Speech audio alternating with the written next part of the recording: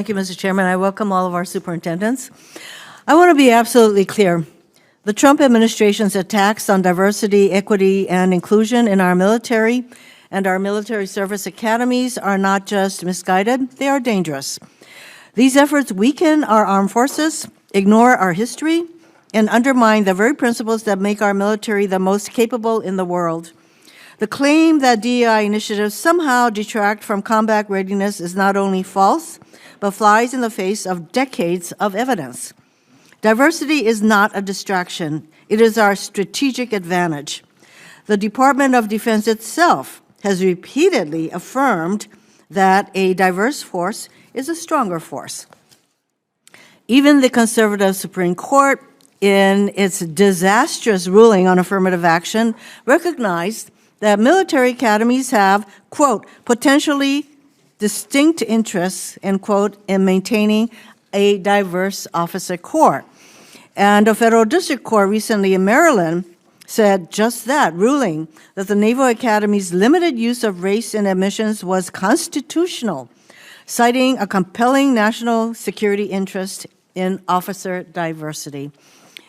The court emphasized that unlike civilian institutions, military academies must account for how their admissions policies directly affect national defense.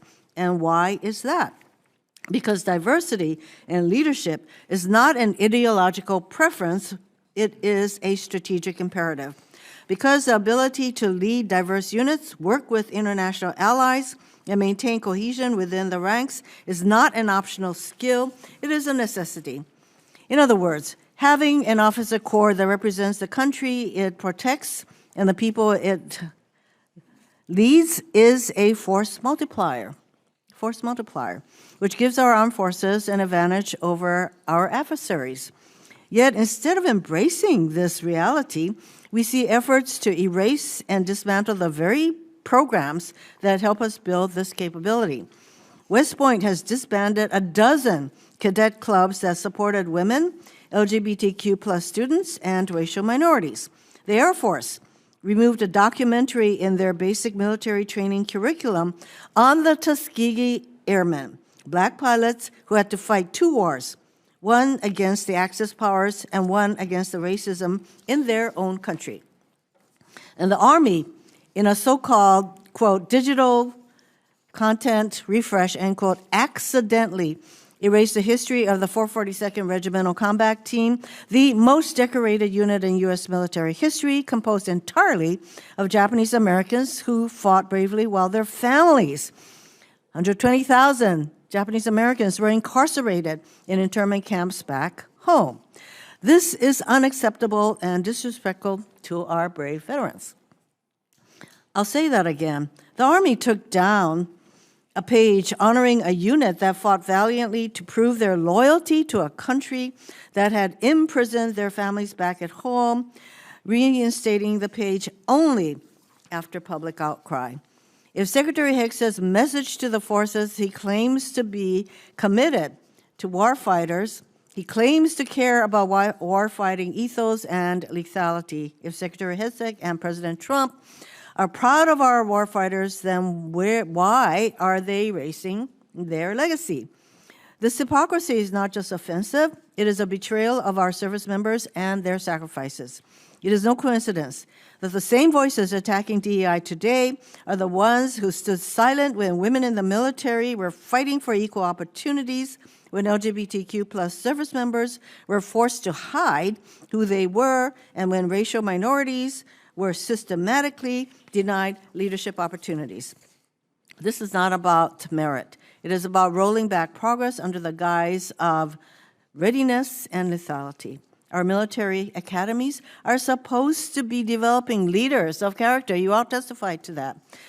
Leaders who can navigate the complex global challenges of the 21st century, not just fire weapons or fly a plane.